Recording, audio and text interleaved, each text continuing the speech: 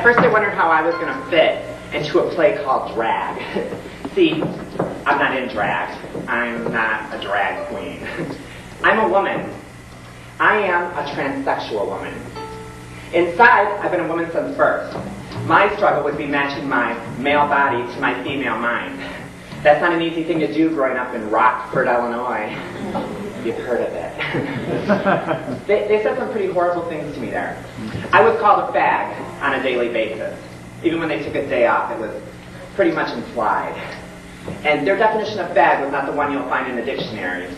To them it meant disgusting, less than anyone else, unacceptable.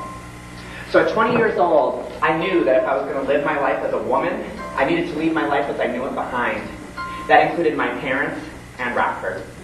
So with $150 in my pocket and change for the tolls, I loaded up my Nissan Sentra and I headed towards the bright lights of Chicago.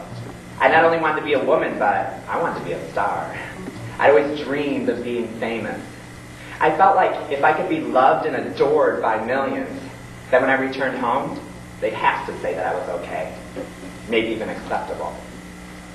Years after living years in Chicago, I would meet this handsome man. He even worked as a model. He just moved here from London, so he had the whole sexy accent and everything. He looked like Aladdin from the Disney cartoon. So that's what I called him, my Aladdin. My friends even teased me that he was the pretty one in the relationship. I know, with friends like mine, there's always been therapy.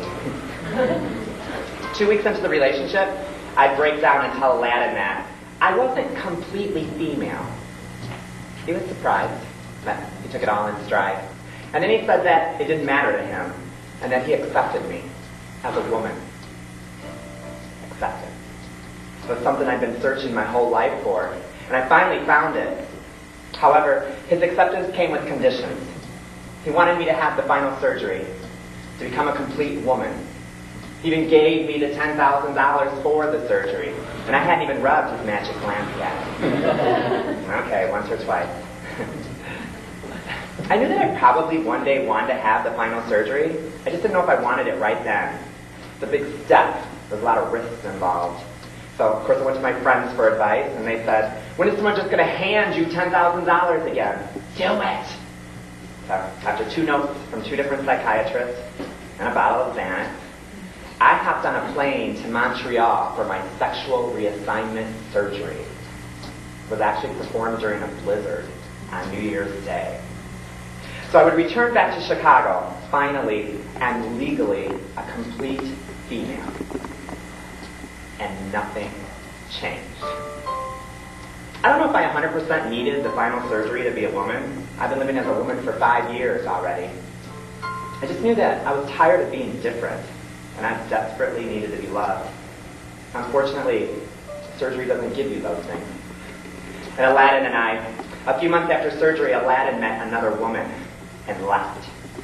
And even though he had paid for the vagina, he was unable to take it with him. So there I was, all alone again. Do you remember that old saying, wherever you go, there you are? There I was. Even though I had left that hurt little boy in Rockford far behind, it seemed I carried a piece of them with me. The horrible things they said to me growing up, they were a crime. Do you know what the real crime was? The real tragedy? It wasn't that I heard the things they said. It was that I believed them. So tonight, I'm not in drag, but on this stage, I feel like a star.